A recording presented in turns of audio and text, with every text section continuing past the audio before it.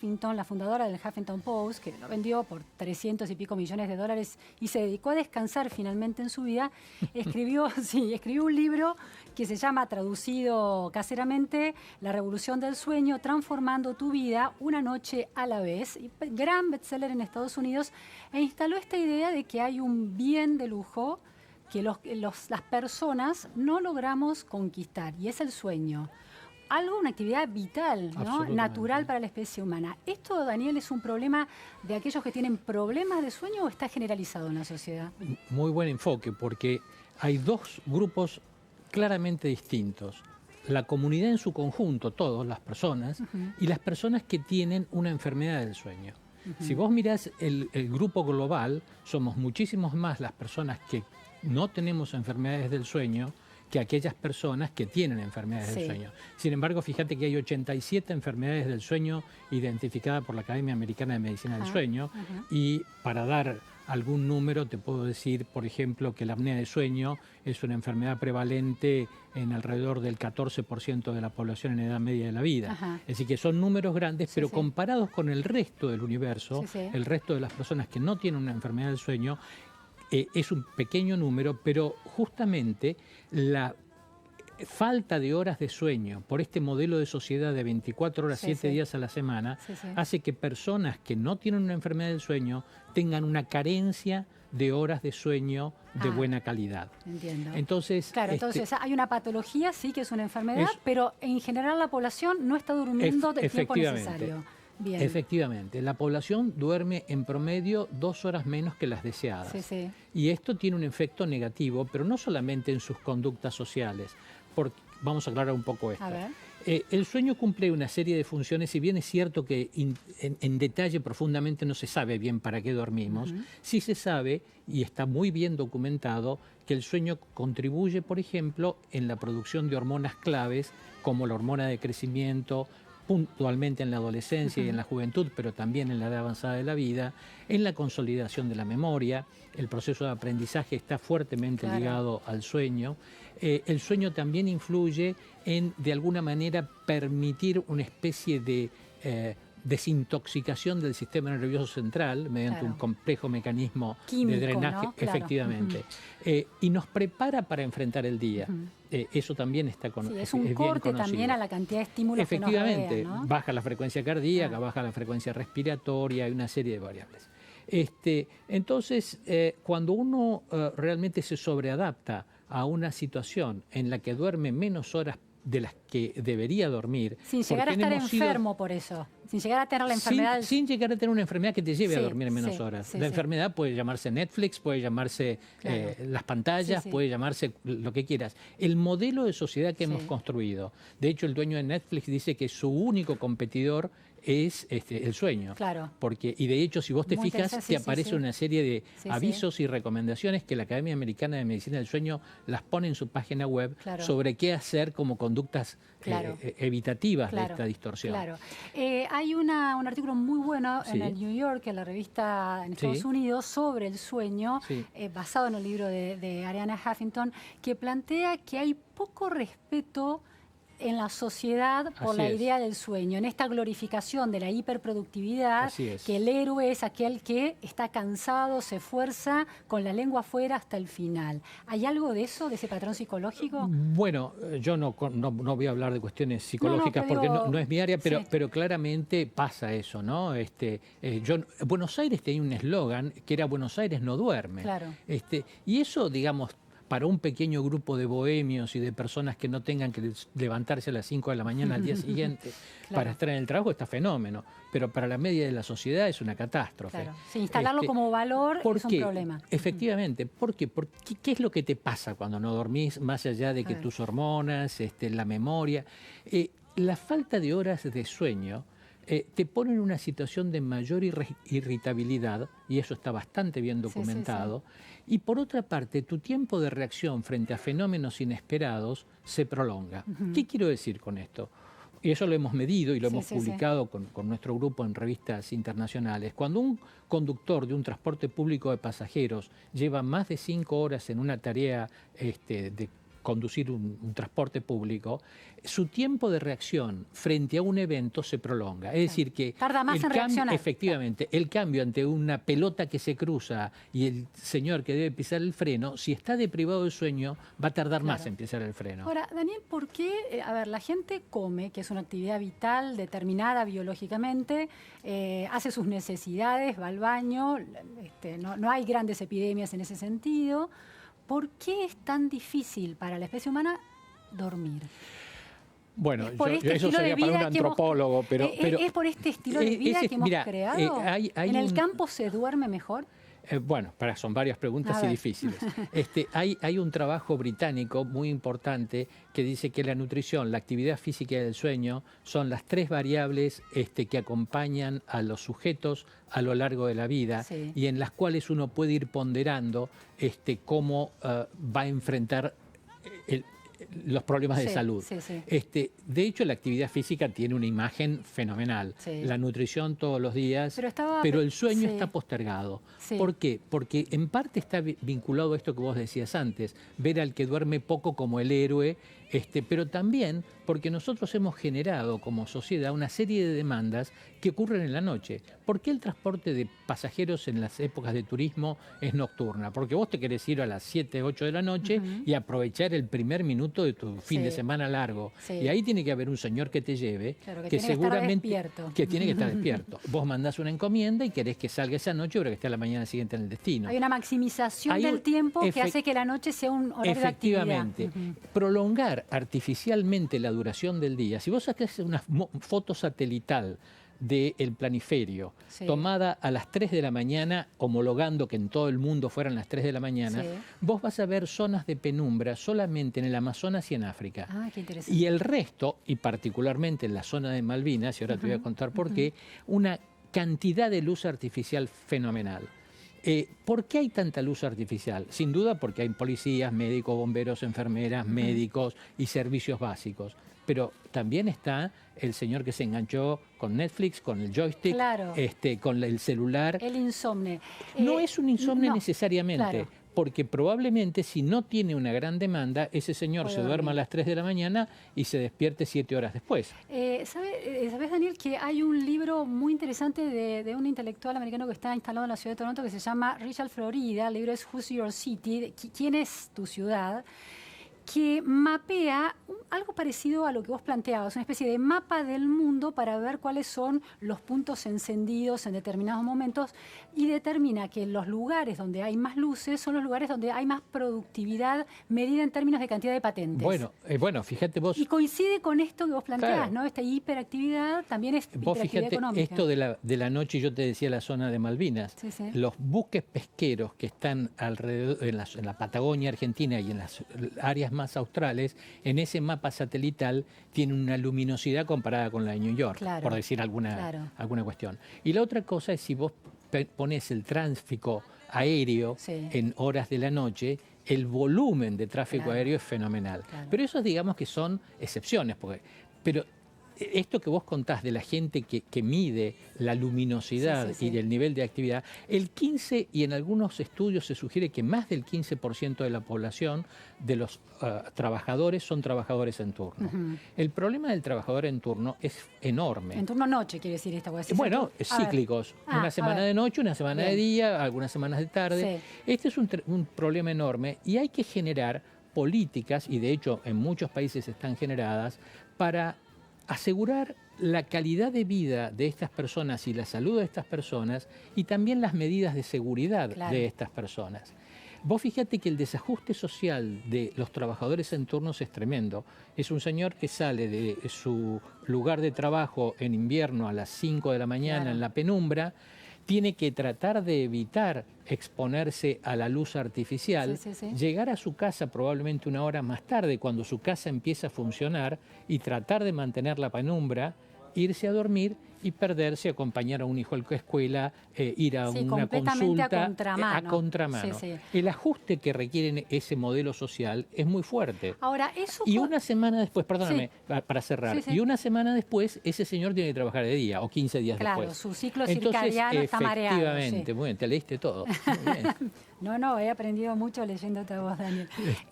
Hay a ver, porque está bien, eso es un sector del mundo del empleo, pero si uno conversa en general con las personas, por ejemplo, en las madres había una preocupación, hubo una época en que estaba muy instalado en las madres que tenían bebés, el duérmete niño, cómo enseñarle a un bebé recién nacido que va desarrollando sus hábitos de sueño a dormir y una serie de rutinas, dejarlo llorar, bueno, una serie de cuestiones. Sí. Hay una preocupación concreta en las personas, casi como la preocupación por el exceso de peso, ¿no? Bueno, ojalá la preocupación por dormir con un buen programa de higiene de sueño fuese la misma, si bien es cierto que la epidemia de obesidad nos está invadiendo, Claro. y vamos a hacer un link entre obesidad y sueño, lo cierto es que la sociedad todavía no terminó de valorar el sueño en su real dimensión. El tema de las mamás es muy interesante, porque una pregunta que anduvo dando vuelta mucho tiempo es si cuando estamos dormidos oímos. Y es muy interesante porque las madres tienen un oído muy selectivo aún dormidas para detectar el llanto de su hijo. Y la otra o el cosa, regreso del adolescente a la noche también. bueno, ese es un tema enorme también.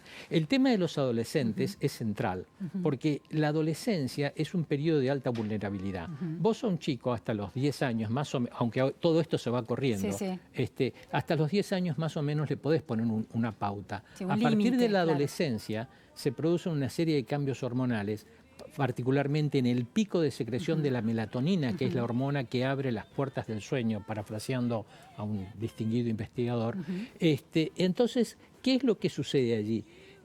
El pico de melatonina en un adolescente se produce un par de horas más tarde que en el adulto. Claro. O sea, Entonces, tiene el sueño chico un tiene par una de- propensión claro. a dormir 2 horas más tarde y tiene propensión a despertarse 2 horas más Claro. tarde.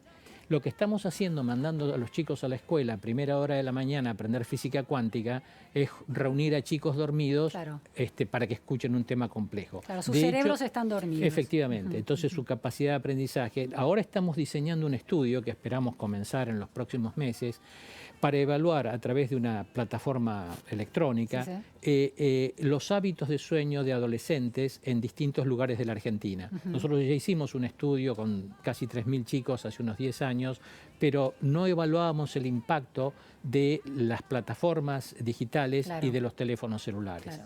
En este estudio preguntamos esa variable y es muy interesante porque cuando vos estás frente a una pantalla de un celular, no solamente tenés el estímulo que te genera el contenido, sino que es la luz que emite ese celular en una banda que se llama la banda de los azules, que impacta directamente en un grupo de células muy sofisticadas que hay en el fondo de la retina, que se comunican con el centro que regula el sueño, que se llama núcleo supraquiasmático. Entonces, si en horas de la noche, cuando tu cerebro, el ciclo sueño y vigilia está regulado por la luz y la penumbra. Si en el momento en que vos tenés que dormir, mandás una señal al sistema nervioso central a través del ojo, en la cual le haces creer que es de día, porque esa banda de la producción de las hormonas que invitan a dormir se inhibe. Claro. Por consiguiente, más allá de los contenidos, tenés un fenómeno fisiológico que inhibe la conciliación del sueño. Daniel, ¿cuándo la escasez de sueño, de la reducción de la cantidad de horas de sueño se convierte en insomnio?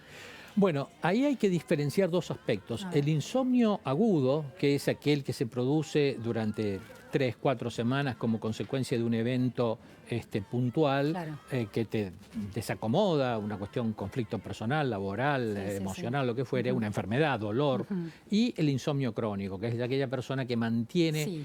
Ahora bien, hablemos del insomnio crónico. El insomnio crónico... Me interesa muy particularmente. Bueno, ahí hay que diferenciar bien qué es un insomnio crónico y quién es una persona que tiene un desplazamiento de las fases del sueño. Porque yo tengo muchos pacientes que vienen y dicen, mire, yo son las 4 de la mañana, estoy despierto, estoy desesperado, tengo insomnio. ¿Y a qué hora se levanta? Y a las 11. Entonces no tiene insomnio, tiene desplazado su fase del sueño. Y este es un fenómeno que en las personas que lo pueden hacer se da, se ve mucho. Mientras pueda manejar su vida laboral. De reeducar, efectivamente.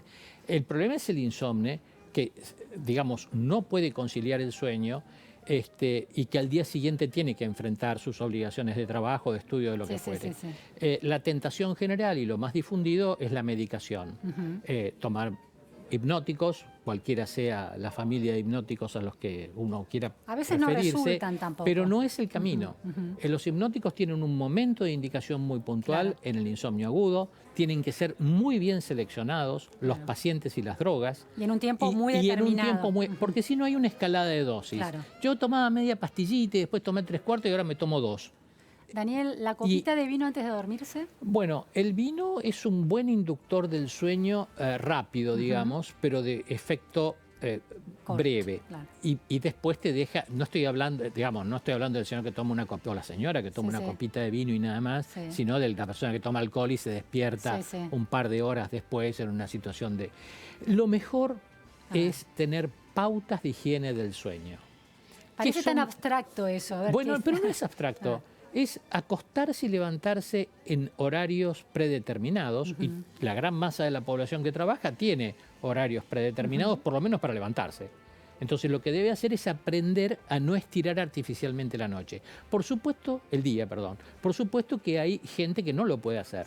Hay gente que tiene 3 trabajos o que vive a 2 horas de su trabajo y todo esto se le complica. Pero si uno, digamos, se acuesta y se levanta en horarios regulares, evita la actividad física intensa en las últimas horas previas a acostarse. Eso es ir al gimnasio. Salir a hacer al ¿Y gimnasio. tener relaciones sexuales también? Eso no creo que sea tanto, pero me refiero más bien a el gimnasio, la carrera, digamos, el gimnasio, la actividad. Las demás son cuestiones fisiológicas que no escapan a los mecanismos normales. El otro aspecto importante es los estimulantes, la cafeína, la teteína, sobre todo la cafeína y el alcohol. ¿Hasta qué hora podemos tomarlos? A ver, si uno no tiene nada, yo diría que puede tomar su último café a las 5:30, 6 de la tarde. Pero si uno tiene problemas... Pero si uno tiene un problema, cuanto más temprano tome el último café, mejor. ¿Un café por día, no más de eso? Bueno, uno en el desayuno y el último a las 3 de la tarde. Digamos, si uno tiene un problema.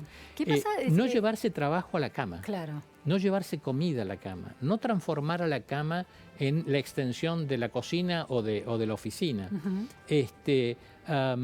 Tratar de que las habitaciones, y acá viene todavía un tema social grande, ¿no es cierto?, tengan una temperatura y una luminosidad más o menos ajustada. Durante el sueño, o los mecanismos que favorecen el sueño, es la pérdida de temperatura corporal.